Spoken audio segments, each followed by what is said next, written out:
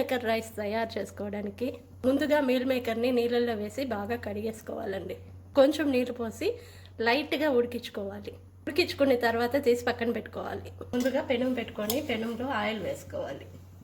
ముందుగా ఆయిల్లో ఆవాలు వేసుకోవాలి. తర్వాత పచ్చిమిరపకాయలు వేసుకోవాలి. ఉల్లిపాయలు వేసుకోవాలి. తర్వాత కరివేపాకు వేసుకోవాలి. ఆయిల్లో బాగా ఫ్రై చేసుకోవాలి.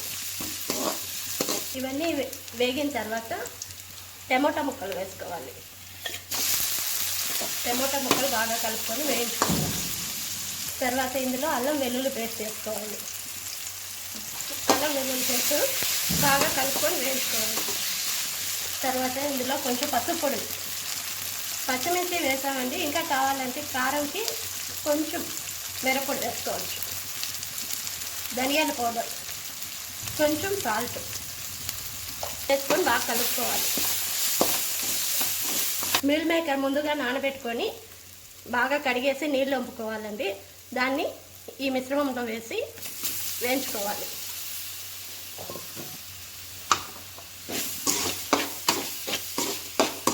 మీల్ మేకర్ బాగా వేయించుకున్న తర్వాత ముందుగా చేసి పెట్టుకున్న అన్నాన్ని దీంట్లో వేసి కలుపుకోవాలి. అన్నం బాగా పొడి పొడిగా ఉంటే రైస్ కానీ పొడి పొడిగా వస్తుంది.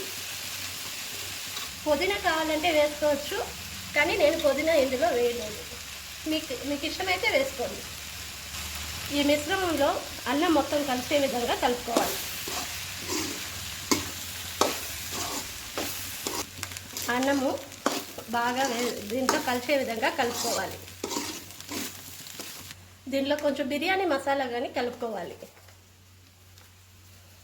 గరం మసాలా వేసుకోవాలి. ఈ పొడులన్నీ కలిసే విధంగా రైస్ని కలుపుకోవాలి.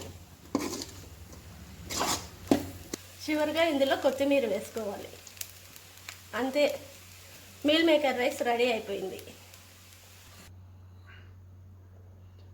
ఇటువంటి వంటలు మీకు కావాలంటే ప్లీజ్ లైక్ చేయండి, సబ్స్క్రైబ్ చేయండి.